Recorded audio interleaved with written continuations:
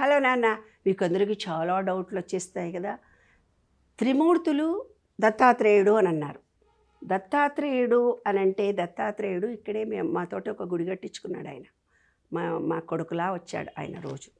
ఆయన దత్తాత్రేయుడు అంటే ఏంది?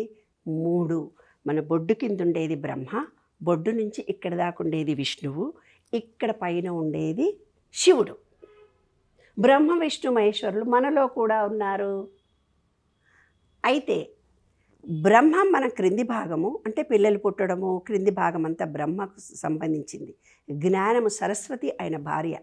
అంటే క్రింది పార్ట్ ఎప్పుడైతే మీకు ప్యూరిఫై అయ్యి వాటరు ఆ భూమి కరెక్ట్గా ఉంటుందో అప్పుడే మీ బాడీలో కావలసినంత నీరు ఆ భూతత్వం మూలాధార చక్రము క్లోజ్ అయినప్పుడు చంకల్లో వాసన వస్తుంది, నోట్లో వాసన వస్తుంది. తర్వాత మీరు యూరిన్ పోసుకున్నా, మోషన్ పోసుకున్నా, పిత్తుల ద్వారా వచ్చిన ఏదైనా మీ శరీరంలో దుర్గంధం వాసన వస్తుంది. అంటే మీ మూలాధార చక్రం క్లోజ్ అయిపోయినట్టు లెక్క. దానికి కరెక్ట్గా భూతత్వంతో మట్టిలో మనం కాళ్ళు పెట్టి ఆ భూతత్వాన్ని మనలో రిసీవ్ చేసుకోవాలి.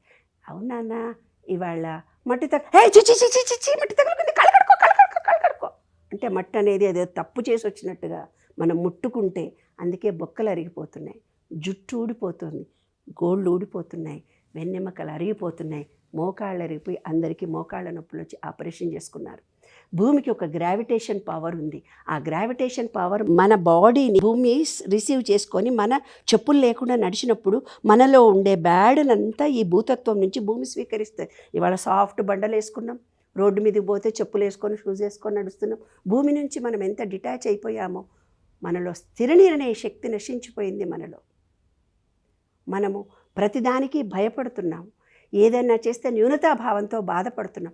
అవన్నీ మూలాధార చక్రం క్లోజ్ అయినటువంటిది. జుట్టు ఊడిపోతుందని హెయిర్ ప్లాంటేషన్కి వెళ్తున్నారు, గుండ్లు తయారవుతున్నాయి. ఆడవాళ్ళేమో జుట్లు ఊడిపోయి ఇక చెప్పుకోలేక విగ్గులు కూడా పెట్టుకుంటున్నారు. ఎందుకు ఊడిపోతున్నాయి?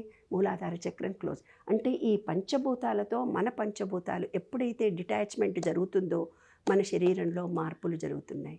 వాటర్తో అంటే రిలేషన్షిప్స్ దెబ్బతిన్నాయని చెప్పాను. సూర్యుడితో అనుబంధం తగ్గిపోయింది. సూర్యుడిని ఎప్పుడన్నా నీళ్ళలో తగిలితే నీళ్ళు ముట్టుకున్నా బుడద అయ్యో నీళ్ళు తగలొద్దు, వర్షంలో పోతున్నావు, గొడిగేసుకొని పో. అమ్మమ్మమ్మమ్మ, నీళ్ళు అనేవి ఏదో పాపం చేసినట్టు అనుకుంటారు. అందుకని ఏమవుతుంది, వాళ్ళు 15 ఏళ్ల తర్వాత వాళ్ళు ఇండిపెండెంట్గా బతుకుతారు. ఒకళ్ళతో ఒకళ్ళకి అనుబంధం ఉండదు. వాళ్ళకు మనలాంటి డ్రైనేజీ సిస్టమ్ ఉండదు. నీళ్లతో ఎప్పుడు వాళ్ళు ఆడుకోవడం పాడుకోవడం, మనలాగా నీళ్ళల్లో మునిగి తేలడం అంటూ వాళ్ళకు ఉండదు. 60 ఏండ్లోళ్ళు, 70 ఏండ్లోళ్ళు, 80 ఏండ్లోళ్ళు. నేను ఇవాళ ఏదో బ్యాంకుకు పోయి నాన్న ఇక్కడ కూర్చోవచ్చు అంటే, అదేంటి మేడం మీరు తప్పకుండా కూర్చోండి అని. అంటే మన భారతీయ సంస్కృతిలో కొంచెం పెద్దవాళ్ళుగా వస్తే ఒక గౌరవము, అభిమానము, ప్రేమ, ఒక లాలన. ఈమె నాలాంటి పెద్ద ఆవిడ, మా అమ్మమ్మనో అన్న ఫీలింగ్ మనకు కలుగుతుంది. అంటే అంత ప్రేమలు మన భారతీయ తత్వంలో ఉన్నాయి నాన్న.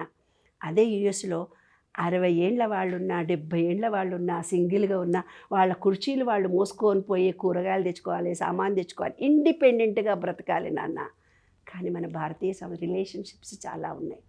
అలాగే మన మణిపూరక చక్రం అంటే సూర్యుడితో సంబంధం. సూర్యుడా నల్ల కళ్ళద్దాలు పెట్టుకొని వెళ్ళిపోతాం. ఎందుకంటే ఆ పిల్లలకి ఏమడదమ్మా, ఏమో క్రీములు రాస్తారట, బయటికి పోతే సన్ స్క్రీన్ రాసుకోను. ఆ సూర్యకిరణాలు బాడీకి తెలవకుండా ఇలా బతుకుతున్నాం. ఎప్పుడు సూర్యుడు ఉదయిస్తున్నాడో, ఎప్పుడు పోతున్నాడో పాపం ఆయనకే తెలియదు.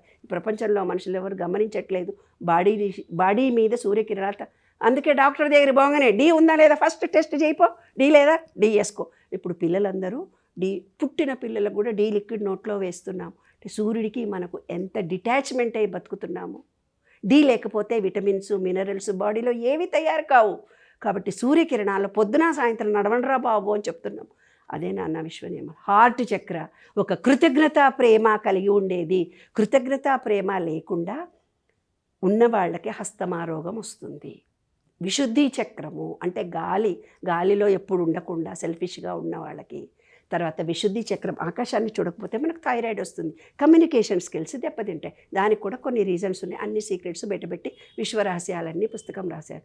కాబట్టి ఏంటిది, పంచభూతాలు మనలో ఉన్నాయి, పంచభూతాలు విశ్వంలో ఉన్నాయి. వాటికి మనకు అటాచ్మెంట్ పెంచుకుంటేనే మన జీవితం ఆరోగ్యంగా, ఆనందంగా, సంతోషంగా ఉంటుంది. ఈ విశ్వం మనతో చక్కగా మాట్లాడుతుంది. మీరు ఏ కోరికలు కోరుకున్నా ఇవ్వడానికి విశ్వం రెడీగా ఉంది. పంచభూతాలతో మనమందరము అటాచ్మెంట్గా ఉందాం. అదే విశ్వరహస్యం.